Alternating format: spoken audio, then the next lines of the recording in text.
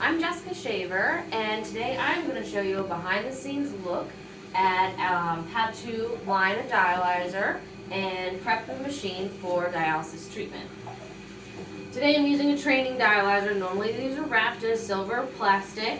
So the first thing you're going to do is put your dialyzer in the holder. You're going to want to have it arterial end up, which is easy to tell because we've got red up here and blue down here, and it's got saline in it. Don't pay attention to that. You're going to hang your saline bag from the IV pole. These are your blood lines, red and blue, venous and arterial.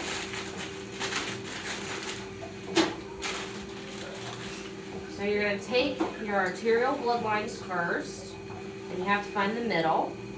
And this part goes into the pump.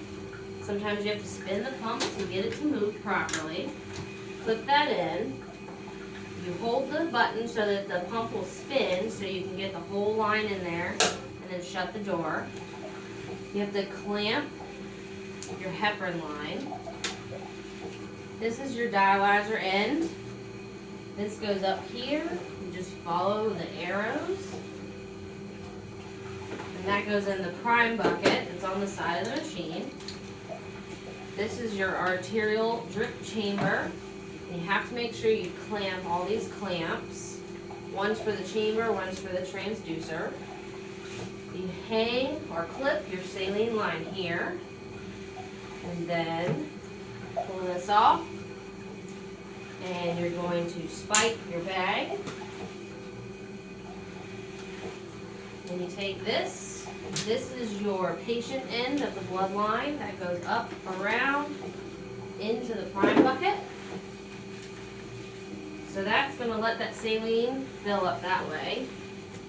I like to multitask, so while we're doing that, we will grab our venous blood lines.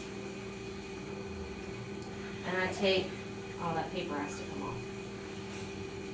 I take my venous air drip chamber, and this goes into the air detector to make sure that cone is in the right place. Shut that.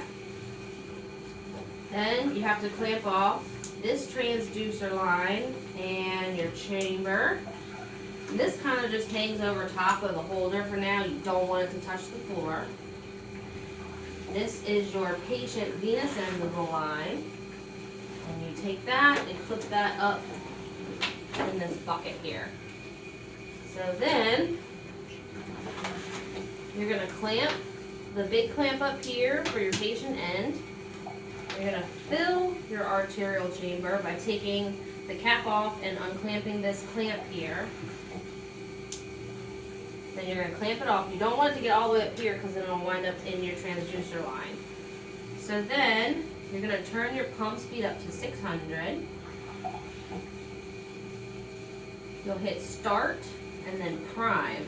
And then down here, what it's doing is it's taking this saline and running it through, and there's usually an air pocket here, so I kind of like pinch it off to the side, and that helps get that air pocket out. And if it doesn't all come out, we end up priming out the air, and then we recirculate it at the end, so it's not the end of the world, just as long as the end product has no air in it. There it goes. Alright. So then, you're going to take the arterial cap off, grab your arterial blood line end, and screw it onto the top, and flip the dialyzer over.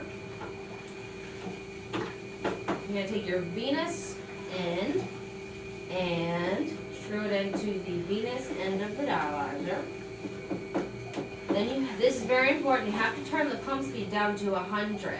If you prime it any faster than that, you can destroy the membranes on the inside of the dialyzer. So now you'll hit prime. So this usually takes about 2 to 3 minutes. You can always tell if it hasn't primed because it won't get down to the 500 mark on your saline bag.